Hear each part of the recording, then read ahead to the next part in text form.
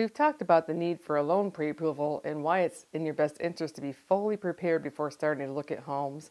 And in this video, we'll be highlighting 5 things you need to do to get a loan pre-approved, so stay tuned.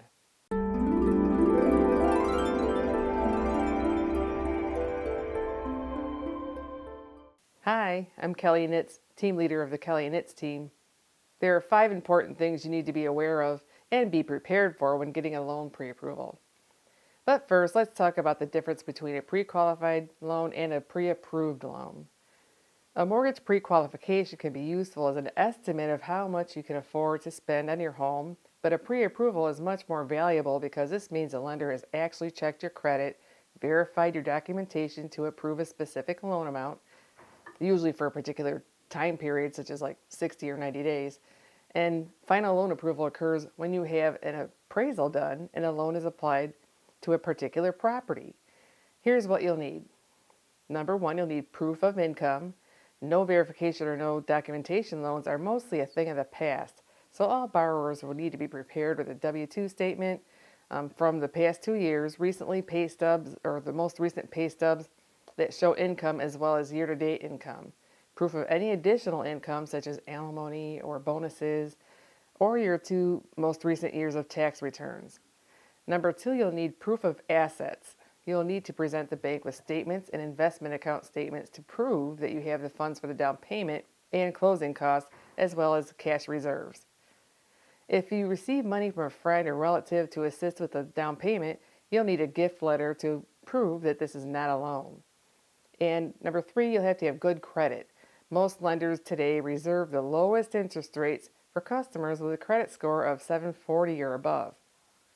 Most lenders require a credit score of 620 or above in order to approve an FHA loan or VA loan. Lenders often work with borrowers with a low or moderately low credit scores and suggest why they can or how they can improve their score.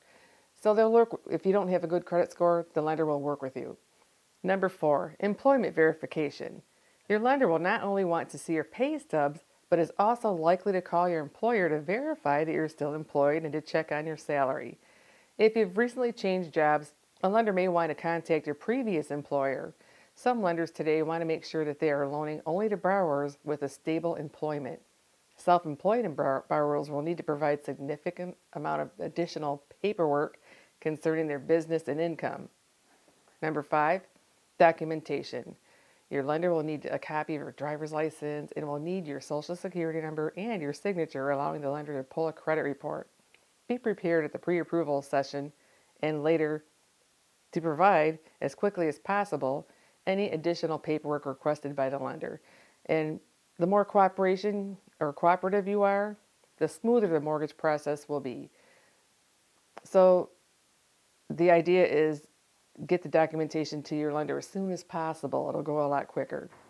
And once you've gathered all the required documentation, it's time to look and apply for the best mortgage rates in your area.